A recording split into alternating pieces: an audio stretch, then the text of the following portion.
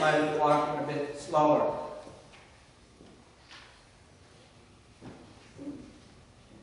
She may have looked a bit more tired. She was from the tribe of Asher, and her father's name was Phanuel. The text says that she had been married, but only for 7 years. She didn't have any children, or at least that's the implication here. And she never remarried. She stayed at the temple every day, worshiping the Lord, fasting and praying. Was she commanded to do that? Well, the text doesn't say that. The text says that she didn't. It doesn't say that she was commanded by the Lord to stay in the temple and not to be married. And the text is giving us that this is what her heart was.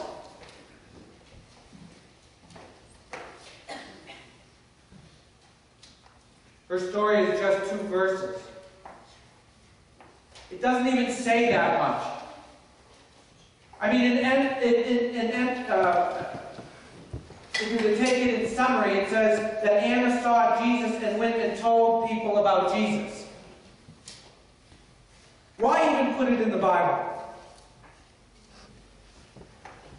I mean, we just had Simeon who gave revelation. Why put this in the Bible? It doesn't seem to add anything to the text. And may I just make very clear to everyone here that this is a story of God remembering a family. One family, God remembering them. And that their faith mattered. The first point, God blesses our faith generationally. You know that the normal means in which God works is generationally. If you break up the book of Genesis, do you know that there is a way of interpreting the book of Genesis, and there are literary gaps from when there's a new thought? You know, in English we use commas. In Hebrew they often use phrases as a giant comma. New thought. And what was the word? These are the generations of. God works in generations. Those that came to faith in the Old Testament came to faith associated with a family. Always associated with a family. Why is that? Why is it that in order to understand how people come to faith, that it's not listed as individuals so much in the Old Testament as where they came from, who their family is, and what was the dedication of the family? And then you see the heroes of the faith emerging out of it. You can't understand the Old Testament without understanding that God works generationally. Malachi said very clearly, why does God want, or why does God hate divorce, and why does God want good, strong marriages? Because He wants what? He wants godly marriages so He can have godly offspring. Generations. Logically, grace will be understood where grace is cherished. Grace will be most understood in households where grace is most cherished. Notice that Anna is identified by her father and her tribe. First, nothing is really known about her dad, so why mention him? Simeon's dad isn't mentioned. Why mention Phanuel? Because her faith is a testimony of her mother and her father's faith. Her faith is a testimony of her mother and her father's faith. His name in the Greek is transliterated Phanuel. And if those of you that know the story of Jacob wrestling with an angel in a momentous decision, do you remember the story where the angel of the Lord, which by the way, the angel of the Lord is Jesus before He takes on flesh. So let's just take put Jesus' name in there, even though he didn't get the name Jesus yet. So Jesus, as an angel, comes down and grapples with Jacob. Because Jacob is no longer going to be a trickster. God is no longer going to put up with this. It is time for his conversion.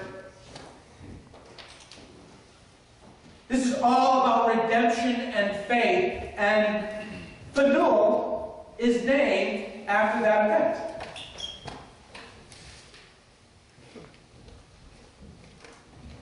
I would imagine Phanuel's faith in God was like Rahab. His faith is rewarded in that the name will be remembered for all generations. Do you remember the story of Rahab and the spies? What was her great reward for siding with Israel? She was a great, great, great, great grandmother of who? Of Jesus. And her name is recorded in the book. For all the other names are forgotten. We remember Rahab. We celebrate Rahab as a woman of strong faith, who, when it came to a momentous decision for or against Yahweh, she was always for Yahweh. And I believe that Phanuel's faith and Anna's faith is like that.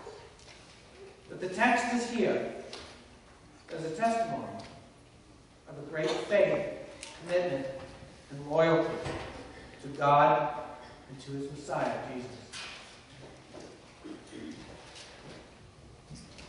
Another fact is that he was from the tribe of Asher. This is not a small thing to be from the tribe of Asher. If you know the history of the Old Testament, Solomon's son Rehoboam decided to overtax the people of Israel when they were a united people, when all 12 tribes were together. Rehoboam was impetuous, arrogant, as the young often are in what they perceive to be true. And he said that we can tax these people even more than we already have. He would be elected to office today if he lived in the United States. We could tax the people even more, but what that did was exasperate the people. And another man named Jeroboam was allowed and caused a revolt to happen. And there was then from there the birth of two nations. The northern nation of Israel and the southern nation of Judah. The northern nation, Israel, consisted of 10 tribes. The southern nation consisted of 2. Well, Jeroboam was afraid that all of his people were going to go down and worship in Jerusalem, and that he was going to lose them to Judah. And so they created a new religion of Yahweh. They just changed the things of Yahweh a bit and said, you no longer have to do what the Torah says. We can do it here now. And their decay, because they fell away from their religion, happened quicker and quicker and quicker than it did in the south. Until eventually, a great powerful nation named Assyria came and wiped them out. And those 10 tribes became lost. Gone forever. We don't know exactly what happened. Maybe they were incorporated into the Assyrians. But those 10 tribes were lost. And yet, here is Phanuel from the tribe of Asher. He had rejected, somehow or another, what was happening, or his ancestors had rejected something what that was happening in the north. Because he couldn't have come to this position unless he had stayed true to his faith. And there is no way that God would have had his name in the Scriptures unless he had stayed true. There was a momentous decision where all of culture was siding to go away from God, where his ancestors said, we will go with God, and generation after generation after generation maintained their faith. somehow